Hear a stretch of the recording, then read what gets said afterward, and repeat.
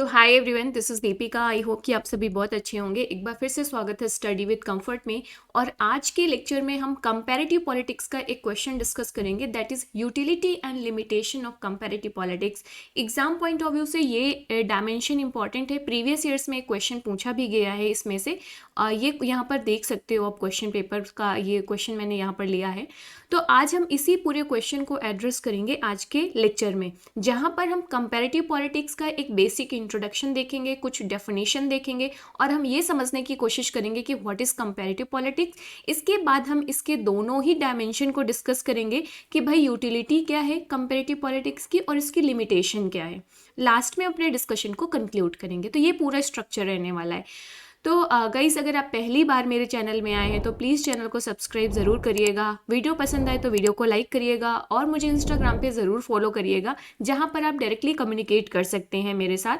और इंस्टाग्राम की लिंक इस वीडियो के डिस्क्रिप्शन बॉक्स में मिल जाएगी आपको।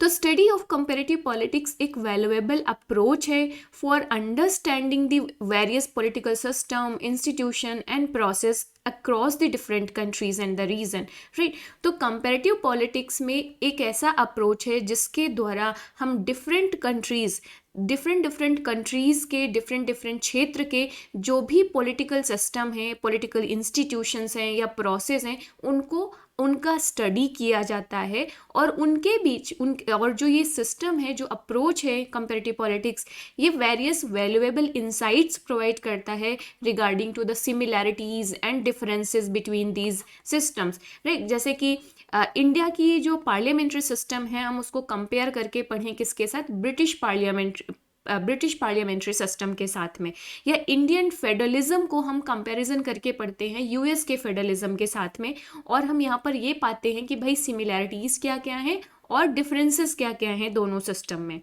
ओके जैसे इसी तरीके से अगर रीजन की बात किया जाए तो हम देखते हैं कि यूरोप में किस तरीके का पॉलिटिकल सिस्टम या पॉलिटिकल इंस्टीट्यूशंस प्रिवेलेंट हैं। वहीं पर एशिया में अगर हम देखेंगे किस तरीके के पॉलिटिकल सिस्टम या पॉलिटिकल इंस्टीट्यूशंस या पॉलिटिकल फिनोमेनाज प्रिवेलेंट होते हैं एशिया में, या अफ्रीका में क्या सिस्टम है।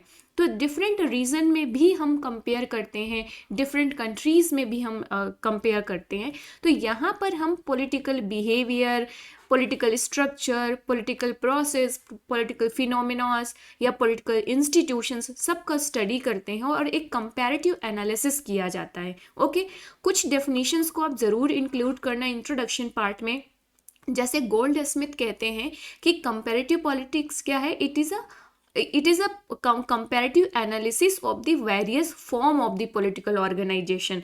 तो गोल्ड स्मिथ के अकॉर्डिंग कंपैरेटिव पॉलिटिक्स क्या है, एक कंपैरेटिव एनालिसिस है for of the various form of the political organisation, जहाँ पर हम इनके बीच में को रिलेशन, डिफरेंसेस, सिमिलैरिटीज़ को फाइंड आउट करते हैं। वहीं पर फ्री मैन है, ये डिफाइन करते हैं कंपैरेटिव पॉलिटिक्स को कि भाई कंपैरेटिव पॉलिटिक्स क्या है, कंपैरेटिव एनालिसिस है डाइवर्स पॉलिटिकल इंस्टीट्यूशंस की अक्रॉस द वर्ल्ड, जहाँ पर हम ये फाइंड आउट करते हैं कि वेरियस सिस्टम के फीचर्स क्या हैं, उनकी कैरेक्टरिस्टिक्स क्या हैं, लिमिटेशंस क्या हैं। तो ये यहाँ पर आपका एक कंपैरेटिव पॉलिटिक्स का एक बेसिक इंट्रोडक्शन हो गया। एरिस्टोटल को ज़रूर मेंशन करिएगा कि अगर हम हिस्टोरिकल रूट्स को ट्रेस आउट करें कि कंपैरेटिव पॉलिटिक्स कहाँ से शुरुआत होती है, इसकी फाउंडेशन का क्या है, तो एरिस्टोटल का नाम उसमें सबसे पहले आता है, जिन्होंने 158 कॉन्स्टिट्यूशंस का स्टडी करते हैं, then classification of the government करते हैं। तो इसको ज़रूर मेंशन करना।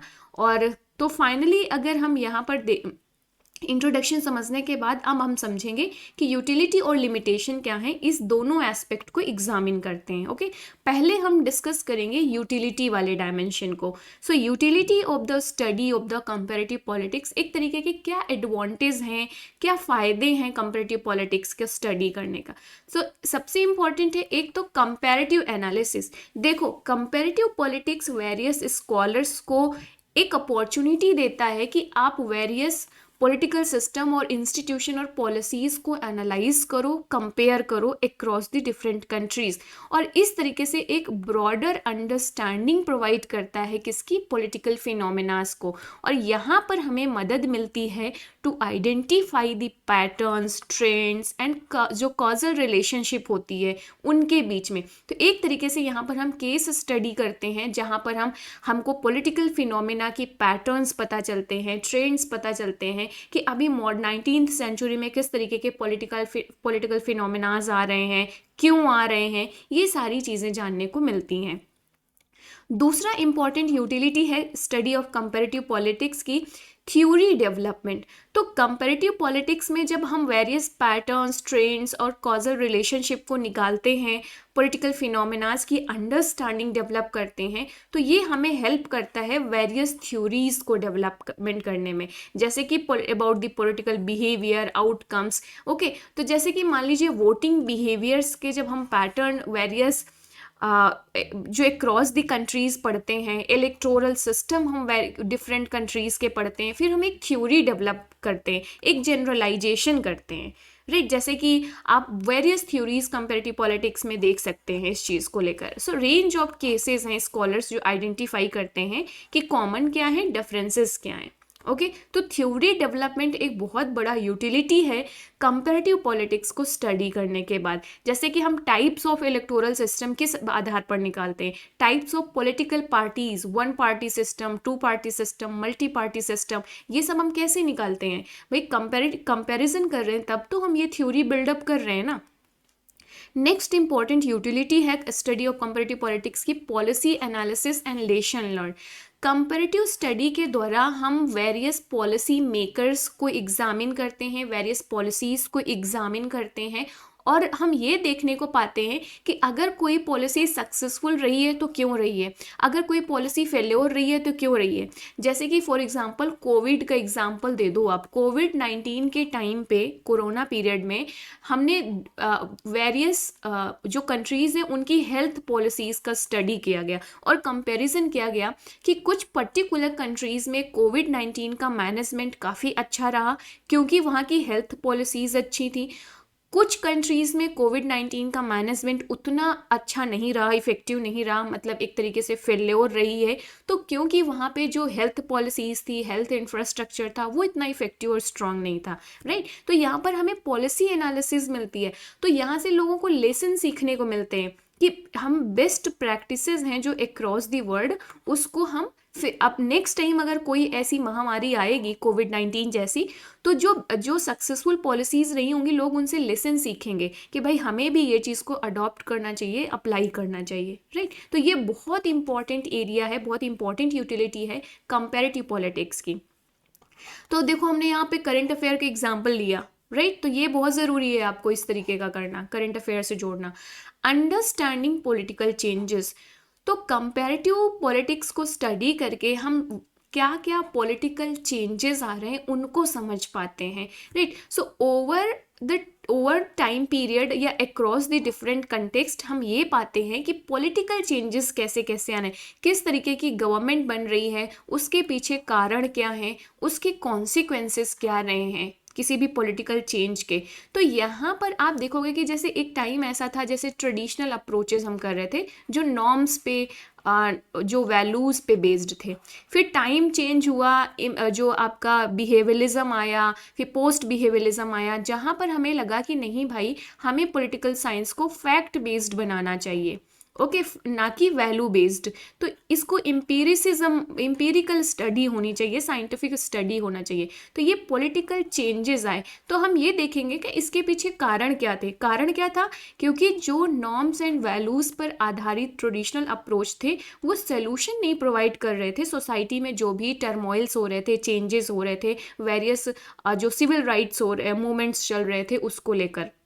तो हमें लगा कि भाई हमें चेंज करने की ज़रूरत है और इसके आधार पर हम ये उसको सोल्यूशन प्रोवाइड करने की ज़रूरत है समाज में। तो बिहेवियलिज्म, पोस्ट बिहेवियलिज्म, इन सबको आप एग्जांपल देकर यहाँ पर एक्सप्लेन कर सकते हो। तो अभी तो ये तो थी यूटिलिटीज़ जो कंपैरेटिव पॉलिटिक्स की। नेक्स्ट है लिमिटेशंस। कंपैरेटिव पॉलिटिक्स की कुछ लिमिटेशंस है। जो कंपैरिजन होता है, जो कंपैरेटिव एनालिसिस होता है, ज़रूरी नहीं है कि वो हमेशा इफ़ेक्टिव हो या हमेशा 100% करेक्ट हो। पहली लिमिटेशन आ जाती है contextual specifity specificity. Okay, sorry for the this term. Specificity का मतलब यहाँ पर ये है कि जैसे कि मान लीजिए ट्रेडिशनल अप्रोचेस जो चल रहे थे, पॉपुलर थे, वो एक पर्टिकुलर टाइम पीरियड में थे, एक particular historical, cultural and socio economic context के लिए वो काम कर रहे थे। अब पॉलिटिकल चेंजेस आए, पॉलिटिकल ट्रेंड्स, नए पॉलिटिकल ट्रेंड्स डेवलप हुए, क्योंकि हिस्टोरिकल, कल्चरल और सोशियो इकोनॉमिक कंटेक्स्ट पे चेंजेस आए, तो यहाँ पर आप देखोगे कि पॉलिटिकल चेंजेस भी आ जाएंगे। ओके, तो इस तरीके से यहाँ पर एक लिमिटेशन है कि आप भाई जनरलाइज कैसे करोगे, क्योंकि जो डिफरेंट फिनोमिना है, पॉलिटिकल फिनोमिना है, डिफरेंट पॉलिटिकल इंस्टीट्यूशंस हैं, वो कंटेक्स्ट स्पेसिफिक फैक्टर्स पर बेस्ड होते हैं और इस तरीके से वो पॉलिटिकल आउटकम्स को इन्फ्लुएंस करते हैं। जैसे प्लेटो एंड एरिस्टोटल के टाइम आप पॉलिटिकल थ्योरी देख लीजिए, किस तरीके की जस्टिस की बात होती थी। फिर सोशल कॉन्ट्रैक्ट थ्योरी है। एक सिंपल सा एग्जाम्पल ले लो यहाँ पर, स्टेट के ओरिजिन को लेकर बहुत सारी थ्योरीज हैं, नहीं कि स्टेट एग्जिस्टेंस में कैसे आया, इसको लेकर बहुत सारी थ्योरीज हैं। प्लेटो ने आइडियल स्टेट का कंसेप्ट दिया, इसके बाद से सोशल कॉन्ट्रैक्ट थ्योरीज आई, इवोल्यूशनरी थ्योरी आई, फोर्स थ्योरी आई, फिर मार्क्सिस्ट थ्योरी आई, बहुत सारी थ्योरीज हैं। फिर लिबरल थ्योरी है स्टेट की, तो बहुत सारी थ्योरी हैं स्टेट को लेकर। तो अब ये जो स्टेट की थ्योरीज चेंज हुई है डिफरेंट टाइम पीरियड में, क्योंकि कंटेक्स्ट डिफरेंट था। प्लेटो और एरिस्टोटल के टाइम पे डिफरेंट कंटेक्स्ट था, हॉब्स, लॉक, रूसो के टाइम पे डिफरेंट कंटेक्स्ट था, तो वहाँ पर उन्होंने सोशल कॉन्ट्रैक्ट थ्योरी दिया। फिर कार्ल मार्क्स के टाइम पे डिफरेंट कंटेक्स्ट था, उन्होंने अपने हिसाब से स्टेट की थ्योरी दी, राइट। तो ये मुश्किल हो जाता है, ये एक लिमिटेशन है, ये एक मुश्किल है कि भाई जो कंपैरेटिव एनालिसिस होती है वो कंटेक्स्ट बेस्ड होती है, कंटेक्स्ट स्पेसिफिक होती है, तो यहाँ पर जनरलाइजेशन में चैलेंजेस आते हैं। ओके, कई बार थ्योरीज जो हैं वो इररेलेवेंट हो जाती हैं। नेक्स्ट है लिमिटेड जो आपका जनरलाइजेबिलिटी है यहाँ पर। तो कंपैरेटिव पॉलिटिक्स फेस करती है बहुत सारी limitation in generalising the theories, क्योंकि आपकी जो लिमिटेड जनरेबिलिटी का मतलब यहाँ पर ये है कि जो ये डिपेंडेंट किस में होती है, लिमिट किसके द्वारा की जाती है, टाइम के द्वारा, रिसोर्सेज के द्वारा, डाटा अवेलेबिलिटी के द्वारा। जैसे एशिया में आप देखेंगे कि जो डाटा अगर आप खोजने जाओ तो बहुत कम मिलेगा, क्योंकि जो सोसाइटी का नेचर है वो काफ़ी कॉम्प्लेक्स है। ओके, तो ये एक और इनकी लिमिटेशन हो जाती। देन मेथडोलॉजिकल चैलेंजेस आता है, ये एक लिमिटेशन हो जाती है कंपैरेटिव पॉलिटिक्स की। तो कंपैरेटिव पॉलिटिक्स में बहुत सारी मेथडोलॉजिकल चैलेंजेस आते हैं, जैसे कि डाटा रिलायबिलिटी, हम कि डाटा पे कितना भरोसा करें। जैसे कि मान लीजिए वोटिंग बिहेवियर हम पढ़ते हैं, तो वोटिंग बिहेवियर जब आप एनालाइज करते हो तो जो डाटा आप कलेक्ट करके ला रहे हो ना, कि वोटिंग बिहेवियर किन फैक्टर्स से इन्फ्लुएंस होता है, उस डाटा पर आप कितना रिलायबल करोगे, क्योंकि वोटिंग बिहेवियर बहुत सारे इनविजिबल फैक्टर से भी इन्फ्लुएंस होता है, जैसे कि कास्ट सिस्टम, रिलीजन के द्वारा, राइट, इन सब, मनी के द्वारा। तो डाटा रिलायबिलिटी का प्रॉब्लम आता है, कंपेरेबिलिटी का प्रॉब्लम आता है, मेजरमेंट इश्यूज आते हैं। आप डाटा जो कलेक्ट कर रहे हो, क्या वो एक्यूरेट है, क्या वो कंपेरेबल डाटा है, क्योंकि जो वैल्यू बेस्ड डाटा है उसे कंपेयर आप कैसे करोगे भाई। फैक्ट बेस्ड डाटा को तो आप कंपेयर कर लोगे, लेकिन वैल्यू बेस्ड है, जो नॉर्म बेस्ड है, जो कस्टम, जो ट्रेडिशन इनसे इन्फ्लुएंस्ड है, उसे कैसे आप कंपेयर करोगे। तो थोड़ा सा कॉम्प्लेक्सिटीज आ जाती है, तो ये थोड़े से प्रॉब्लम आते हैं, मेथोडोलॉजिकल चैलेंजेस आते हैं। नेक्स्ट लिमिटेशन आती है इंटरप्रिटेशन बायस। भाई कंपैरेटिव पॉलिटिक्स में जो कंपैरेटिव एनालिसिस कर रहा है, जो स्कॉलर, जो रिसर्चर, उसके पर्सपेक्टिव्स क्या हैं, उसके एजम्पशंस क्या हैं, उसका थॉट प्रोसेस क्या है, उसका थ्योरेटिकल फ्रेमवर्क क्या है, ये भी इन्फ्लुएंस करता है कंक्लूजन को। भाई हो सकता है आप किसी पर्टिकुलर रिलीजन पे बिलीव करते हो, या आप किसी पर्टिकुलर कास्ट से इन्फ्लुएंस्ड हो, या आप किसी पर्टिकुलर कल्चर से इन्फ्लुएंस्ड हो, तो आप उस कल्चर के खिलाफ कैसे जाएंगे। अपने पर्सपेक्टिव और थॉट प्रोसेस, अपने अजम्पशन के खिलाफ कैसे जाएंगे। तो यहाँ पर इंटरप्रिटेशन बायसेस भी देखने को मिल सकती है। ये बहुत बड़ा चैलेंज और लिमिटेशन है, क्योंकि अगर इंटरप्रिटेशन बायसेस रही तो यहाँ पर आप कंपैरेटिव एनालिसिस को फेयर तरीके से नहीं करोगे। ये क्या हो जाएगा, यहाँ पर सब्जेक्टिविटी आ जाएगी, यहाँ पर ऑब्जेक्टिविटी के चांसेस कम हो जाते हैं। ओके, क्योंकि जब डाटा तभी फेयर रहेगा, कंपैरिजन तभी फेयर रहेगा जब वो ऑब्जेक्टिव बेस्ड होगा। सब्जेक्टिव बेस्ड हुआ तो फिर उसमें प्रॉब्लम आ जाएगी। ओके, सब्जेक्टिव मतलब होता है कि इंडिविजुअल के पर्सपेक्टिव पर अगर बेस्ड हो गया, भाई इंडिविजुअल टू इंडिविजुअल डिफर करती हैं ना चीज़ें। आप वोटिंग बिहेवियर को कुछ और तरीके से देखेंगे, मैं कुछ और तरीके से देखूंगी, या जैसे रोल ऑफ रिलीजन है इंडिविजुअल की लाइफ में, आपके अकॉर्डिंग अलग होगा, मेरे अकॉर्डिंग अलग होगा। तो इस तरीके की यहाँ पर बात हो रही है।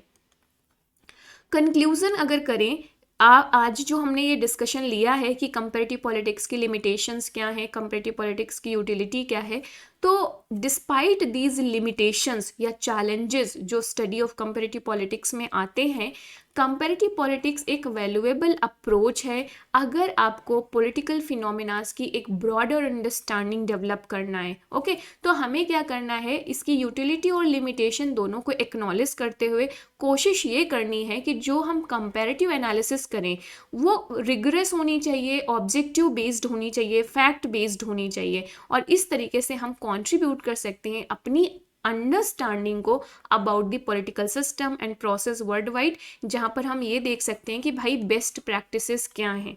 आप एग्जांपल दे दो, क्लाइमेट चेंज या सस्टेनेबल डेवलपमेंट गोल, इनसे रिलेटेड पॉलिसीज़ कुछ पर्टिकुलर नेशन स्टेट है जिन्होंने बहुत अच्छे से अप्लाई किया हुआ है। आप भूटान का एग्जांपल दे सकते हैं, राइट, जहाँ पर भूटान क्या है, एक जो कार्बन निगेटिव देश है, कि किस तरीके से क्लाइमेट चेंज और सस्टेनेबल डेवलपमेंट अब यहाँ पर जो गोल्स हैं वो अचीव किए जा रहे हैं। कुछ कंट्रीज़ हैं जैसे south Asian countries, Pakistan, Sri Lanka, Nepal, ये सब सस्टेनेबल डेवलपमेंट गोल को क्यों उतना इफेक्टिवली नहीं अचीव कर पा रहे हैं। तो ये सब के बहुत ही फ़ायदे हैं ना, तो ये सारी चीज़ें आप यहाँ पर मेंशन कर सकते हो।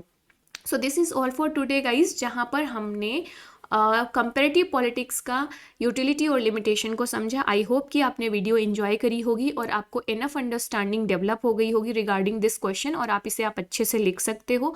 कमेंट करके बताइएगा कि आज का लेक्चर कैसा लगा। वीडियो पसंद आई हो तो वीडियो को लाइक करिएगा, और प्लीज़ चैनल को सब्सक्राइब करिएगा। अगर आप पहली बार मेरे चैनल में आए हैं, अपने फ्रेंड्स के साथ ज़रूर शेयर करना। आपकी जो शेयरिंग है ना, ये हेल्प करेगा इस चैनल को ग्रो करने में, एंड आई होप आप यही चाहेंगे ना कि मेरा चैनल ग्रो करे।